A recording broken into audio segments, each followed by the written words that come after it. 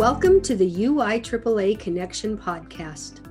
Hometown Ticketing is proud to be the exclusive sponsor of the UIAAA Connection podcast and to provide schools nationwide with the best options for digital ticketing for their events. Visit their website at hometownticketing.com to learn how they can make digital ticketing possible and simple at your school. Thank you to Hometown Ticketing for their exclusive sponsorship of the UIAAA Connection podcast.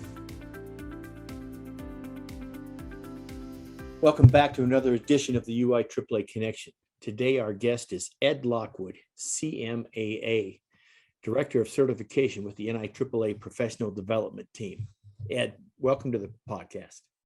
Thank you, Mark. I should call you Hutch because you're a friend. Yeah. But thank you very much for the opportunity to be with you today. Let's have you begin by sharing with our listeners where you grew up, where you went to college, your first job, etc. Yeah, I was born in New York, which most people don't associate me with, but I spent some time there. My dad was in oil, and so I was fondly referred to as oil trash that was brought into different communities. I grew up in New York and Wyoming, eventually spending my last years in high school in North Dakota. Well, let me interrupt. What city in New York did you grow up in? Actually, Haleside or Huntington. I get Jim, what's his name? Jim Wright. Jim Wright. I just lost his name.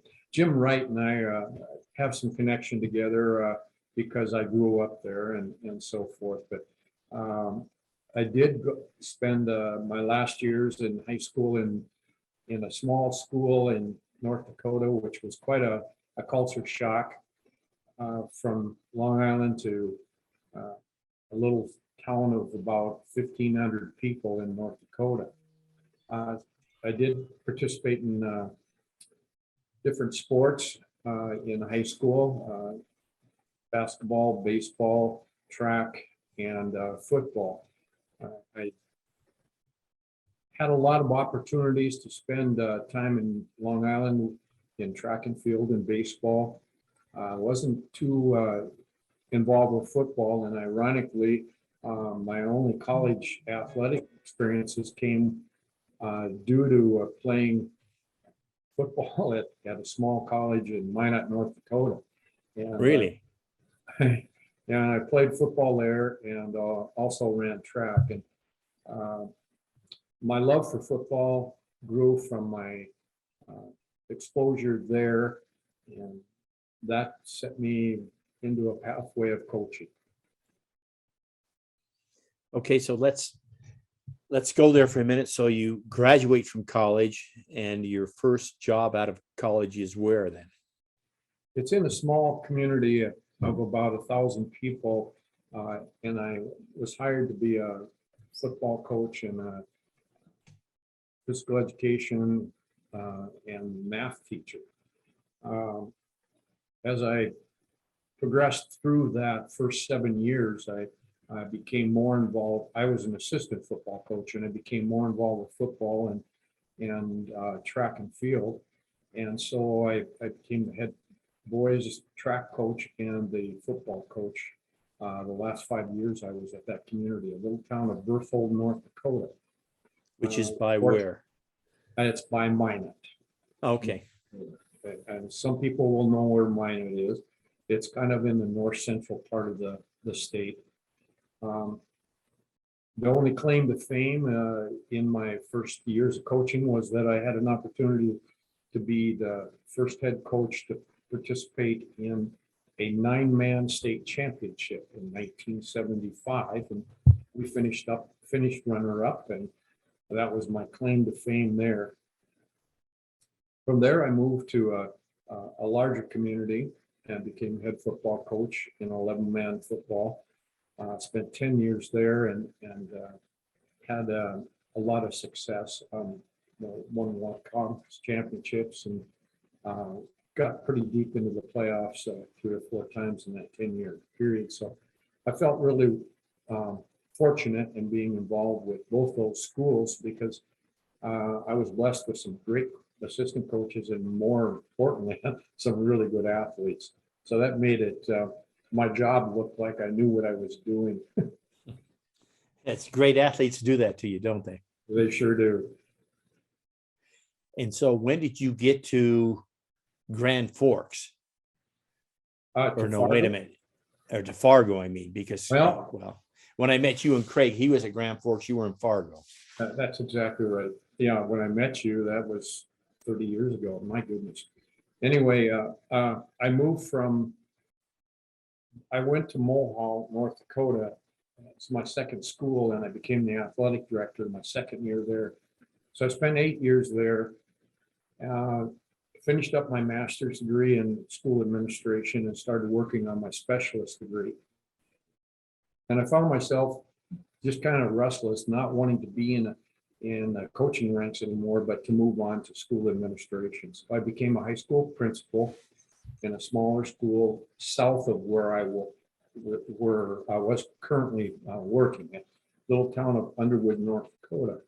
I spent 2 years there, and then an opening came in one of the larger schools in the state as an athletic director, full-time athletic director. I was an athletic director, high school principal in Underwood, but then this opportunity came in Williston, North Dakota. It's in the middle of the oil fields and so forth. I spent 2 years there, and then I had an opportunity to move to Fargo, South, North Dakota. The high school, the largest high school in the state at the time, the premier athletic school in the time, to become the athletic director and assistant principal. I spent 14 years doing that, and the school district decided, because we were building another high school, that we needed a district athletic director, and I became the district athletic director for 10 years in 2004, and retired in 2014. And So was Todd one of your athletic directors when you were the district athletic director, Todd Olson? Yeah, Todd took over for Craig Perry, and Craig Perry and I are like, big brother, little brother, or dad and brother. They always call me dad all the time because I'm older than Craig. But anyway, when I got the job in Fargo, I found myself really wanting to find more opportunities to be involved with coaching ranks, as well as the school administrators and athletic administrators. As you know, we met, like close to 30 years ago. I think it was 30 years ago, actually. Maybe a little bit less, but it's been a while. Yeah. Yeah. And at that time, I had gone to only one national conference, and then I got a chance to go again, and then I was in, I can't even remember which conference I met you at. It was in Las Vegas, 1998. Yeah. Okay, so it wasn't 30 years ago. I actually started going to the national conferences in 1991, and haven't missed many. I missed the one conference after my wife passed away in 2004. I wasn't ready to jump out and be a part of something, and I missed that conference. And then the year after that, I had an opportunity to be involved with the board of directors for the NIAAA, because Craig Perry had been hired to a different position, and he was the at-large representative on the board from our region. And so I took over for the last 2 years of his term, and that was probably one of the biggest things I had happen in my life after Linda, my wife, had passed away, because I had that connection to a bunch of people that were very caring and nurturing, and they became my family that 2-year period. I call them my angels, because when you're going through a grieving process, you need support. And I had that support in Fargo, but this was beyond that kind of support. I'm so grateful for that opportunity, which led me to become more passionate and more involved. I had served on the resolutions committee prior to 2004. The committee was dissolved, and then I moved to the certification committee, and that became a bailiwick for me. I just really become so immersed in it that I don't know. I just think it's an investment that I feel very passionate about and very grateful for. It's just really great. That's all. That's excellent. Let me follow up with a question because I served on the board obviously after you, but explain to the people, and I know it's hard for you to explain over to me, but those other people on the board, they're like your brothers and they're like family, and it's a special time. And boy, when it comes time to leave, you just you don't want to leave because you're used to seeing them all the time. So just to share a couple of thoughts about your time on the board. Yeah, I remember one specific instance because I had just come off of a grieving workshop and some support, and there was a guy named Chuck at the end of the table, and Chuck came every time to the meeting, and he just was angrier and upset all the time. And then there was another guy named Luther, and Luther came only one time, and then the next week he came again, and he was all dressed up, and I couldn't figure out what was going on. And so he came in, and he was kind of jovial, and Chuck was just nasty and angry, and he had been coming for 3 years. So the next meeting we come, and Luther's not there. And we get the meeting started, and all of a sudden this door opens, and here comes Luther. He walks in, he's got a bow tie and sports coat and all dressed up. And he said, "Fellas, I just came in to say goodbye. I think I figured this thing out, and I'm going to go dancing." He had a big smile on his face. So I went home after that and started thinking about what it meant to go dancing and to get away from the sorrow and the grief and the anger and everything. So I remember one board meeting, and Leslie Moore was sitting right beside me, and we were talking and so forth, and it was right before Christmas, and you remember the board meeting, but during the convention, and we're supposed to go around the table, and I go around the table, and I just turned to Les, and I put my hand on her shoulder, and I said, Les, you've given me someone to dance with. And then I told the story. And, I didn't have any way of keeping the tears from just flowing down my face, but I wanted everyone in that room to know that that was the dance party for me.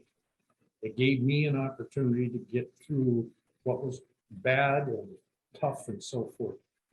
So when you talk about colleagues and you talk about brothers and sisters in a group, the love and the compassion, the empathy, it was there. And I hope I paid it forward after that, because I really feel that they gave me some strength to move forward and to go dancing. And I did. Excellent. Let's go back and get another follow-up. Let's talk for a moment about the 1998 convention in Las Vegas. And the reason I remember this is because that's where I met you and Craig, and I don't know if serendipitous is the correct term, but I think about my memory is that we were in LTC 503, which has since changed numbers a couple of times. But the fact that I had never met you, you had known Craig obviously before then, but I had never met each of you. The fact that we were at the same table, because I'll bet there was 110, 120 people in that class. And then to look at what's happened since then. So just just go back and share a couple of thoughts about that, about meeting this weird guy from Utah. Well, I was really impressed. But I was kind of concerned. He had so many pins on his name badge that I didn't know if I had any pins to trade. And I went home after that with the mindset that I'm going to know a guy that's got lots of pins. But it was beyond that touch. It was way beyond. Because there's not a time that I haven't seen you that we don't embrace. We give each other a hug. We tell each other we love each other. And I can't explain what that feeling's like, but I can tell you that because of the NIAAA, because of LPC 503, I'm a better person because I got to know you. I got to know Craig better. I don't know that I can know him any better than I do now. We're just so close. But I'm telling you that opportunity needs to be just magnified and carried on through the entire course of a young man's or young woman's career as an athletic administrator. You'll get what you give. And you just got to give of yourself. You got to give of time. You got to have confidence in the fact that when the people you're meeting all the time at those conferences don't forget you. They know who you are. And if you give them your name, your call card, I can't tell you, Mark, how many times I get emails from people that I gave a card to and I can't remember who they were. But then I get into the website and I find a picture and I go, oh yeah, I remember that. That was 2 years ago at that conference, and they came up to me, so as I've got older, I lose names, but it's important. It's really important. And that opportunity on 503 has been a blessing. Well, thanks so much for reminiscing with me and sharing that with our audience, because I would have never thought walking into that here we are today, 25, 26 years later. So let's go back and talk for a minute about some of the mentors and the leaders you had that influenced you through your life. Well, I guess I would have to just pull out my first football coach in high school in North Dakota. He just about exemplified everything that you don't want from a coach. He was old school, had a lot of, I would call character flaws, but he influenced me in a way that I learned what I don't want to be like as a coach. Now, you're not going to hear many people talk about someone that influenced you negatively, so to speak, but it gave me a foundation. There were a lot of good things he did, but there were a lot of things that I would say he wouldn't be around today with coaching because he didn't understand it. And I'm not going to get into detail of the initiation processes and all the other things they put us through, but it made me aware that I can be better than that. And so that set the stage for the next football coach. And this guy, to me, he passed away a year ago. He exemplifies everything that you want out of a coach. Caring, understanding, trying to pull the best out of it. And he was organized. He had a playbook that had all these different sayings in them and logos and slogans and so forth. And one of the things he made us all do is after a game, win or lose, we went underneath the goalpost and did hip hip hooray, hip hip hooray, hip hip hooray, and then we cheered for the team we played. And I walked out of that whole situation sometimes with a smirk on my face thinking, we just beat that team pretty bad, or they just beat us real bad. And my smirk was about, why would I cheer my opponent? Because he's teaching me about being a person, about being a human being, about being a better coach. And so when I finished up with that whole scenario and started in college, I found myself with a coach that was similar to my high school football coach. And he instilled in me a desire. And unfortunately, I didn't stay with the program for 4 years. I got married. And I got married early in my life. And a child followed not long after that. And, so I didn't have the connection athletically, but I had the connection of what they stood for, their beliefs, their value system, and that instilled in me a real drive to how I could be a better person.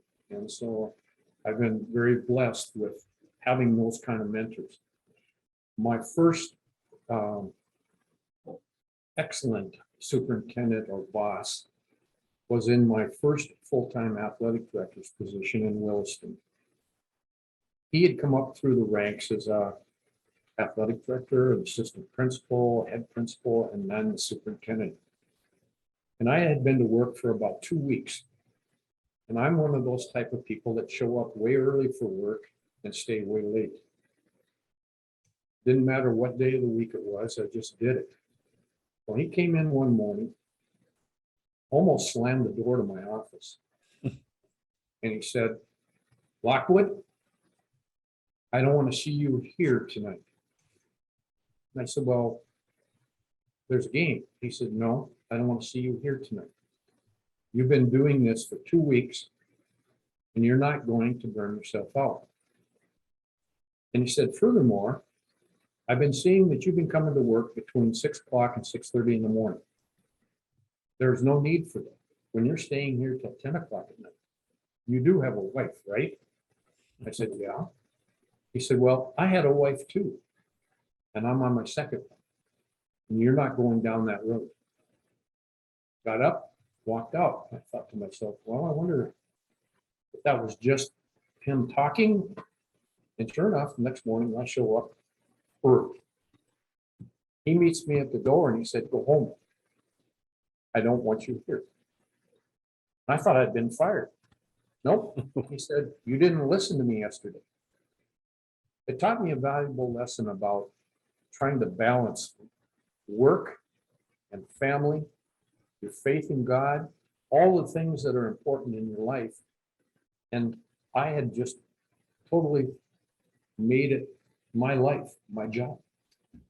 I was blessed with a super wife that gave up a lot so that I could be an athletic director, a football coach, or, and so forth. And she was a teacher. And so I went home, and that afternoon I went back to work, and he came in my office and he said, "Now you know what I expect from you." And so those were the kind of mentors that I had. As far as learning about it being an athletic director, my mentor was Dick Carlgard.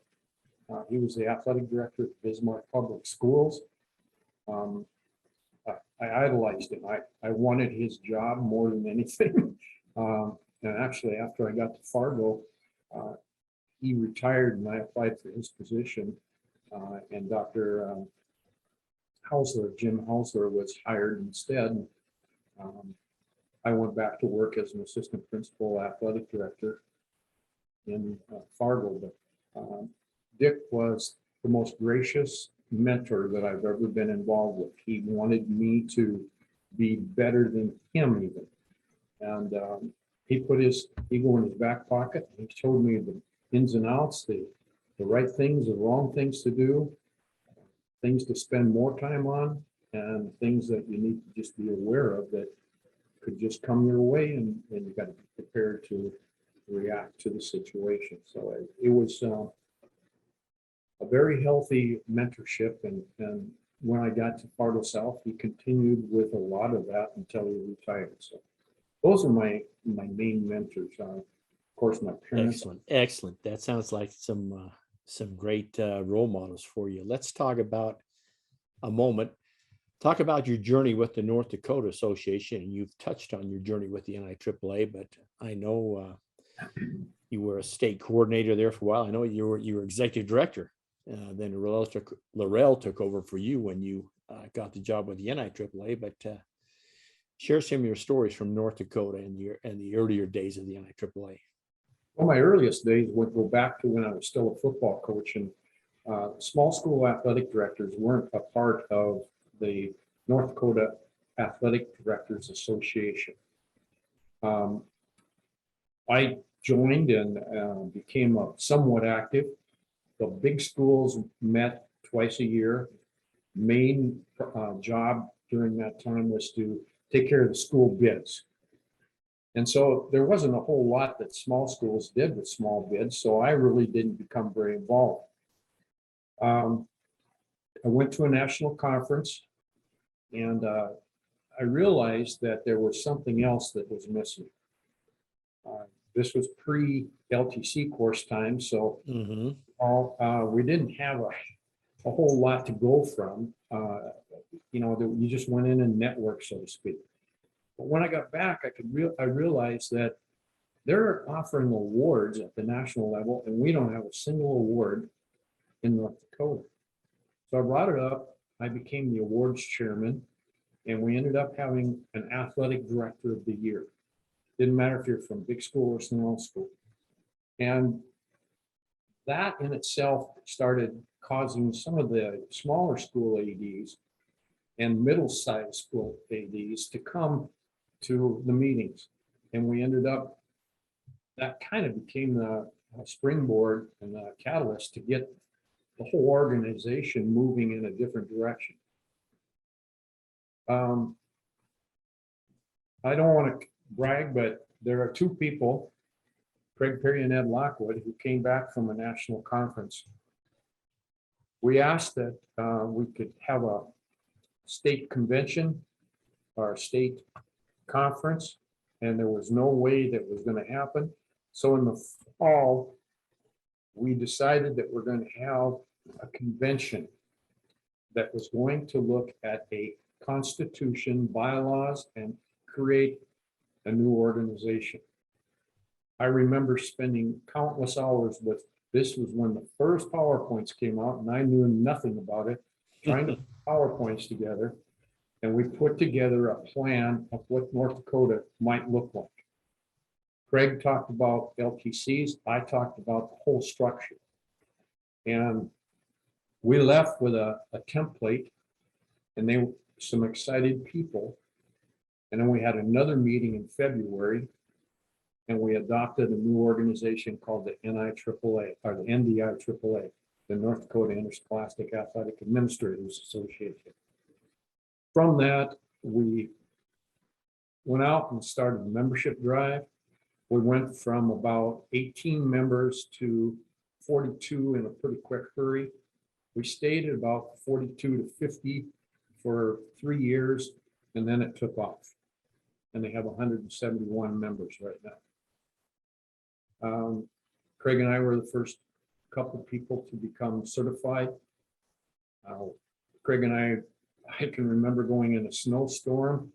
There was a blizzard to go teach LTC 501 in a little town way up in the northwest corner of North Dakota. We were guaranteed that there were going to be 3 to 5 people there.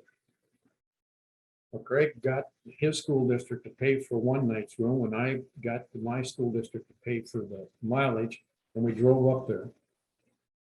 Showed up the next day, it was a blizzard. We had 2 people. We taught 501 first time. And got done with that. And then we started trying to find some other places to have the LTC courses, and we brought it to the first state convention the next spring. And after that, Craig and I taught the first time at the section meeting in Omaha, and we just started teaching, started teaching at different levels across the state. That brought us to a whole different level.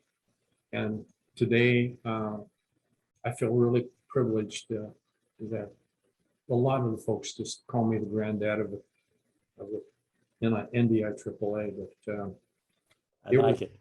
It, it's a,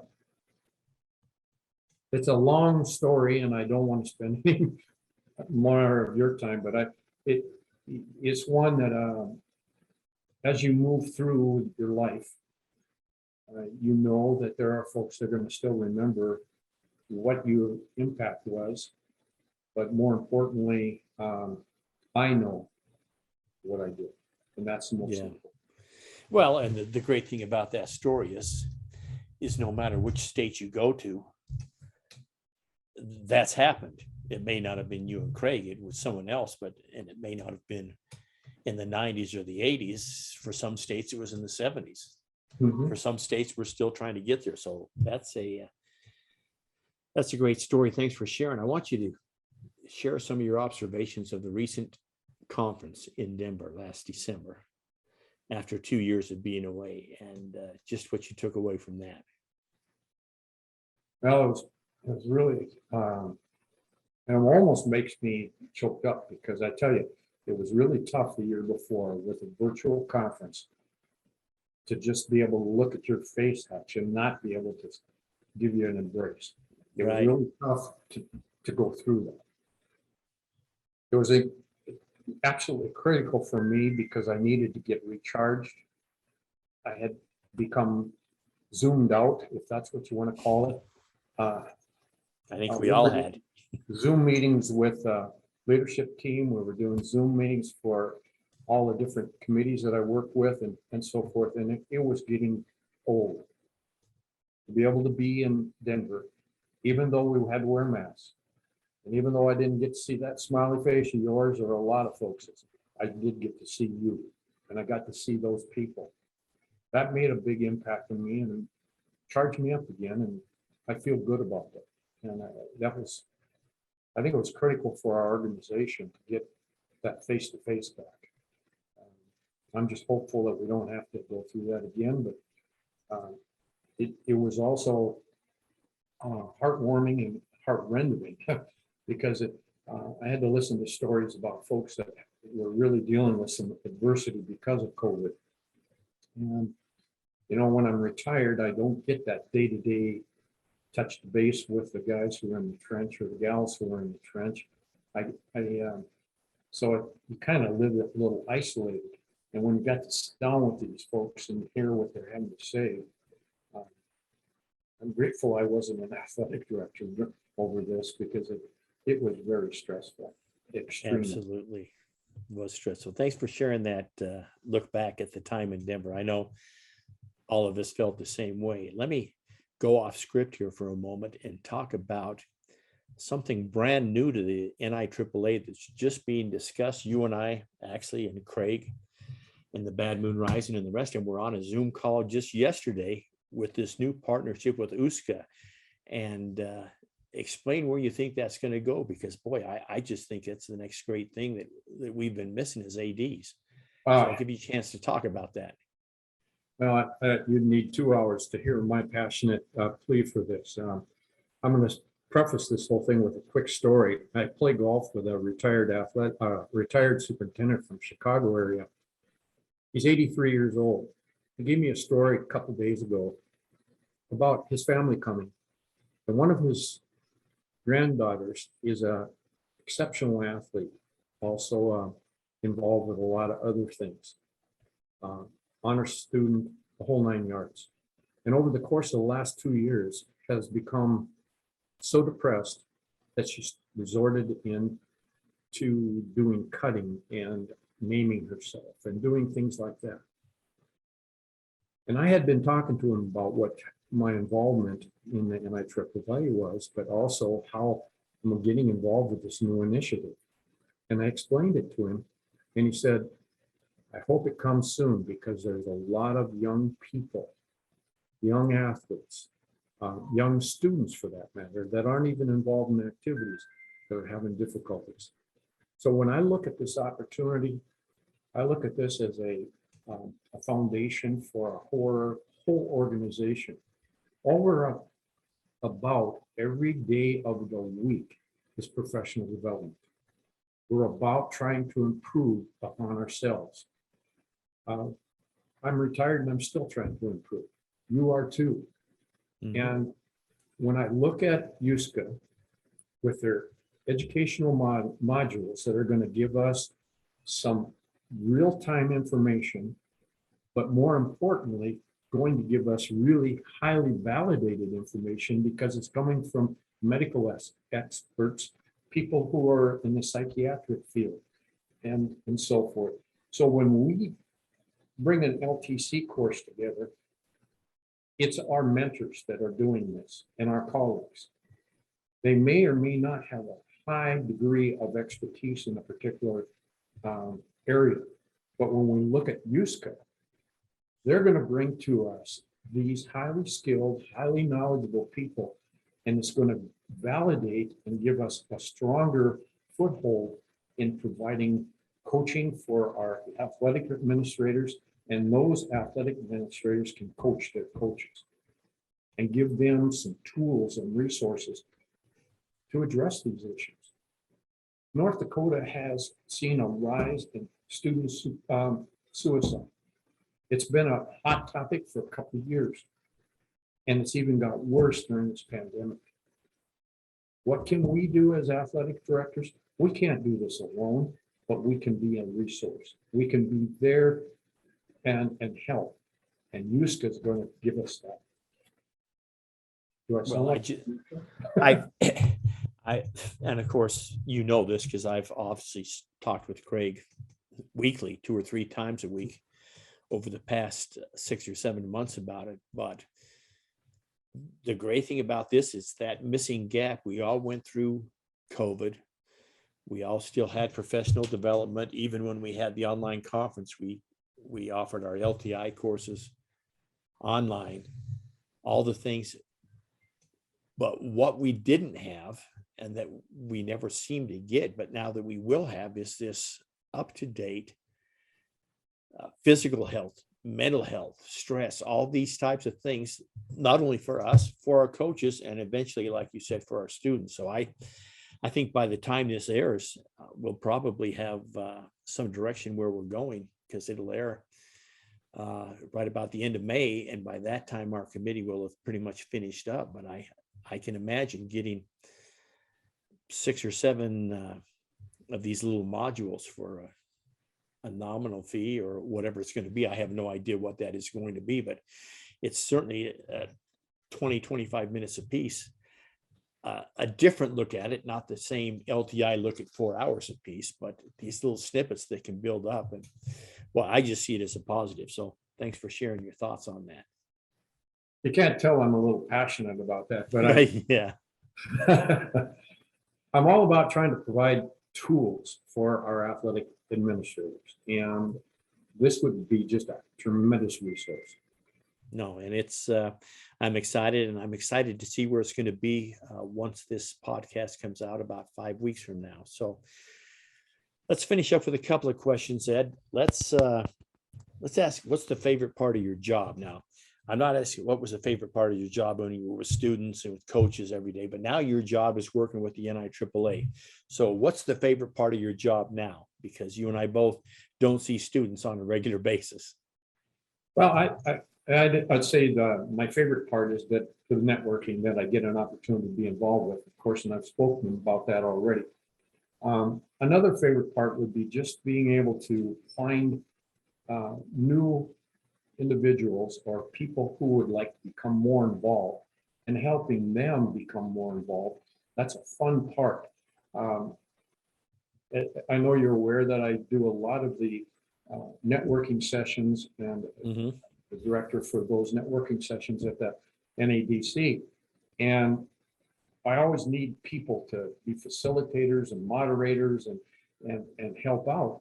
And that has been just a huge thing for me to be able to be a part of that, because I'm learning more new names. I'm getting people who are just overwhelmingly passionate about things. I get a lead from Hutchin, Utah, about a person that wants to talk about something. And pretty soon I've got a whole network of people just because you gave me a person's name. That is exciting. That is just absolutely exciting. And you know, the other thing it does is we're trying to build leaders. You know, you and I are getting old someday. Yes. And I'm getting way older than you. But someday somebody's got to take our spot or replace something about us. And this networking activity provides an opportunity for those individuals who want to become involved in the NIAAA to be able to do that without a lot of threat, a lot of investment, but it just eases them into this leadership role.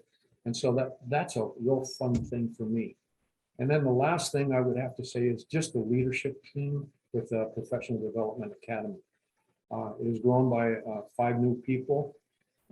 That group of people, we are getting so close now, and to get to know them even better. I knew every one of them, but to know them better, and then to always have the opportunity to cross-train with what they're doing, with what I'm doing.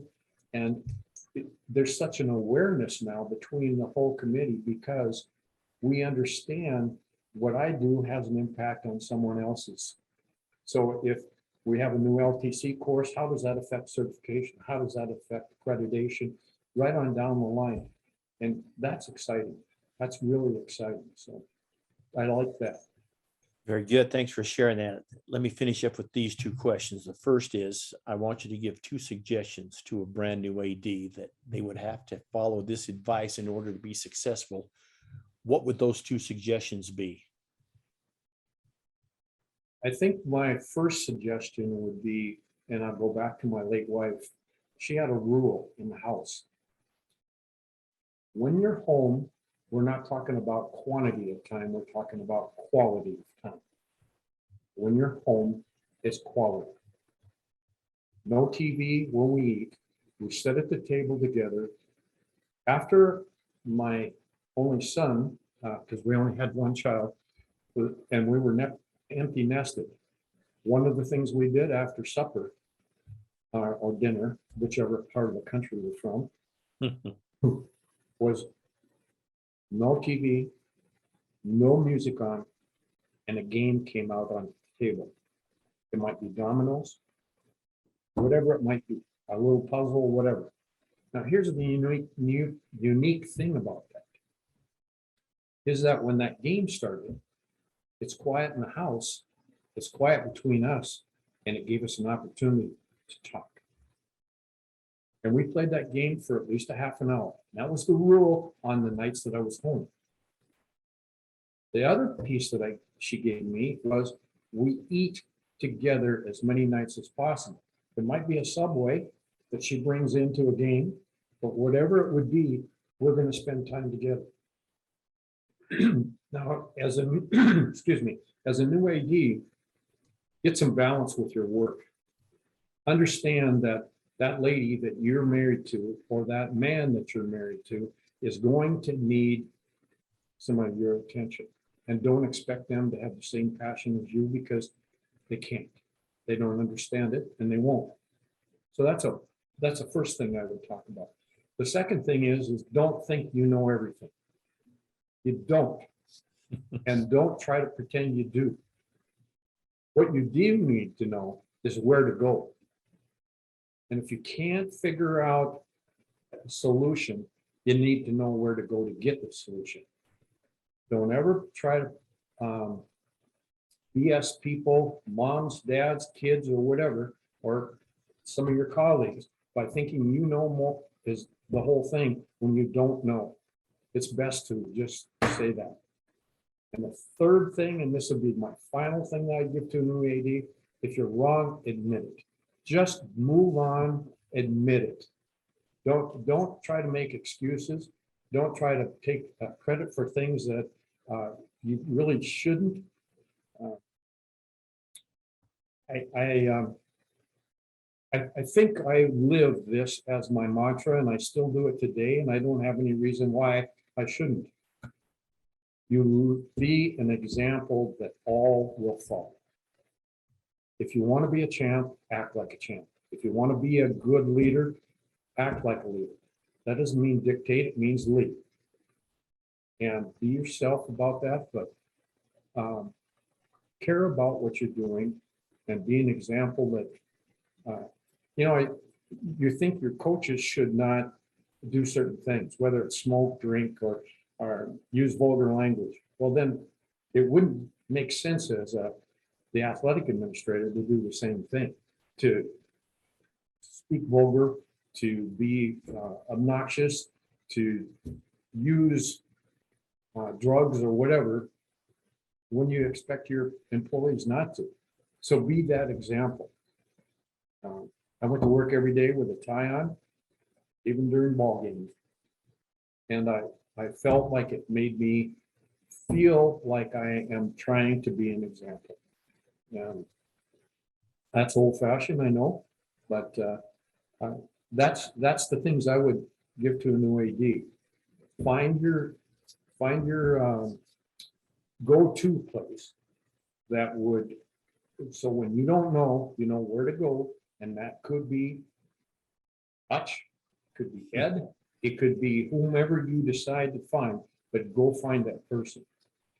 Our state organizations, our section, region, the conferences you're in, they're filled with people who care, and they don't want you to fail. They want you to succeed. So follow their example, get their input. So, and then take LTC courses. Yeah. Don't forget to take the LTC courses. Couldn't have said it better myself. Ed, what questions should I have asked you that I failed to ask you? I don't think you failed to ask me any. I think I probably chatted way too long, but I do know that this is a critical link in what we're doing in the future, is our young athletic directors look to a lot of these podcasts. I follow 2 or 3 different ones, and it's a good opportunity for them to hear from people who have walked in their shoes, albeit many years ago, but there's a wisdom about that experience. And I think you're doing a tremendous service for the NIAAA, the Utah IAAA, and so thank you very much for the opportunity. Well, thank you. Thank you for your kind words. That wraps it up for this edition of the UIAAA Connection. Again, our guest has been Ed Lockwood, CMAA of North Dakota, but sometimes from Arizona, depending on what time of the year it is. So Ed, thanks so much for being on the podcast today. Thank you, from one Hall of Famer to another. Thanks, Ed. For our listeners, we hope you tune in again next week for another edition of the UIAAA Connection. See you later.